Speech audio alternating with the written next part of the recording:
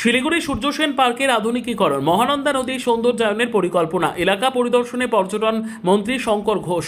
শিলিগুড়ির অন্যতম বিনোদন কেন্দ্র সূর্যসেন পার্কের আধুনিকীকরণ এবং মহানন্দা নদীর তীরের সৌন্দর্যায়নের পরিকল্পনাকে সামনে রেখে সোমবার এলাকা পরিদর্শন করলেন শিলিগুড়ির বিধায়ক তথা রাজ্যের পর্যটন ও পরিদর্শনীয় মন্ত্রী শঙ্কর ঘোষ। এদিন তার সঙ্গে ছিলেন কলকাতার নিকো পার্কের আধিকারিকেরাও। সূর্যসেন পার্ক ঘুরে দেখে পার্কের পরিকাঠামো উন্নয়ন, নতুন আকর্ষণ সংযোজন এবং দর্শনার্থীদের জন্য আরও উন্নত বিনোদনের ব্যবস্থা নিয়ে আলোচনা হয়। মন্ত্রী জানান, পর্যটকদের আকর্ষণ বাড়াতে এবং স্থানীয় মানুষের বিনোদনের সুযোগ আরও উন্নত করতে পার্কে একাধিক নতুন রাইড আনার পরিকল্পনা রয়েছে। এছাড়াও মহানন্দা নদীর রিভার ফ্রন্টকে বিশেষ করে প্রবীণ নাগরিকদের জন্য আরও আকর্ষণীয়, আরামদায়ক করে গড়ে তোলার পরিকল্পনার কথাও জানান তিনি।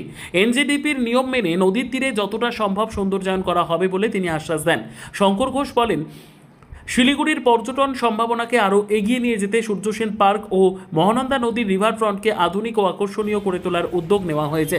সাধারণ মানুষের সুবিধা এবং পর্যটকদের আকর্ষণ দুই দিকেই গুরুত্ব দেওয়া হচ্ছে।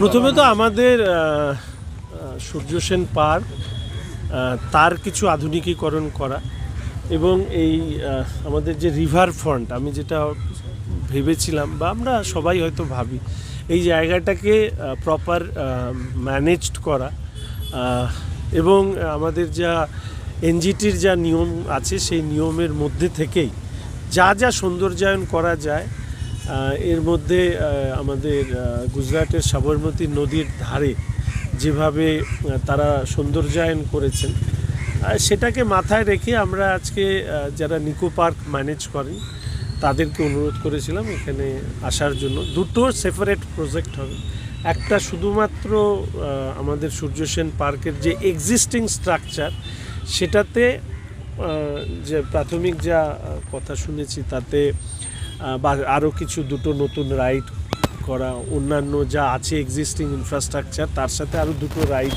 তৈরি হবে।